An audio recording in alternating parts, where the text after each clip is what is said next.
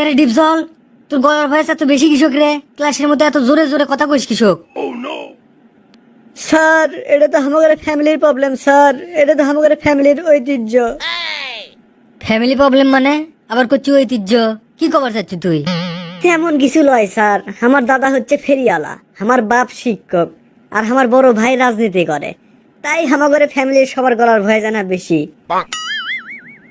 হ্যাঁ, আর তোর বোন জরিনে? স্যার বুঝতে পারছেনই তো, আমার বোন একজন মহিলা। বুঝছি বুঝছি, তুই এলে কয় আমার মাথাটা খাবো। কেরে তুই কেলটুক ধরে মারছু কে? কেলটু তোর বয়সে ছোট লয়, এখনই যে অবস্থা তোর, বড় হয়ে কি হবু? স্যার বড় হয়ে আমি আপনার মতো মাস্টার হমু, তাই এখন থেকে এলে মারার প্র্যাকটিস করিচ্ছি। আপনি তো আমাকে ধরে কম মারেন না।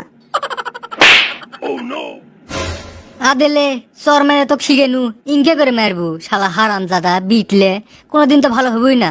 তোর বাপ আমার কি কয়ে গেছে শুনিস নি?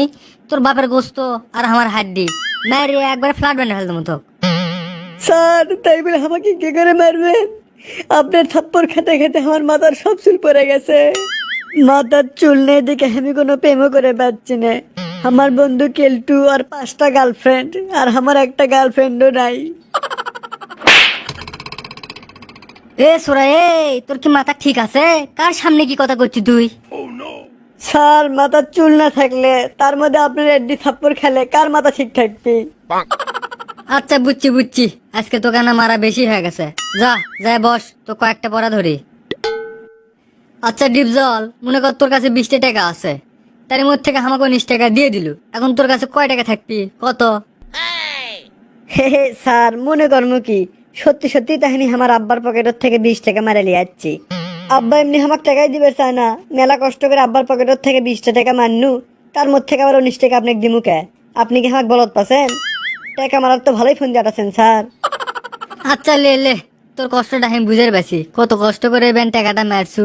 লে ওই টাকা আমি আর ভাগ বসাম না। আচ্ছা ডিপজল, তুই এখন ক, জনক কয় প্রকার? স্যার জনক আবার কয় প্রকার হবে? জনক হচ্ছে 2 প্রকার। এক হচ্ছে জাতির জনক, 2 নাম্বারটা হচ্ছে আশঙ্কাজনক। ডিপজল, তুই তো আর একটা জনক মিস করছু। এখন যদি কাঁচা কঞ্চা এনে তোর পিঠত ভাঙ্গি, সেটা হবি তোর জন্য বিপজ্জনক। স্যার স্যার আমার আর একটা জনকের কথা মনে পড়ছে। এখন যদি হেমের থেকে দৌড়ে পালাই, তাহলে আমার জন্য সেটা হবে সুবিধাজনক।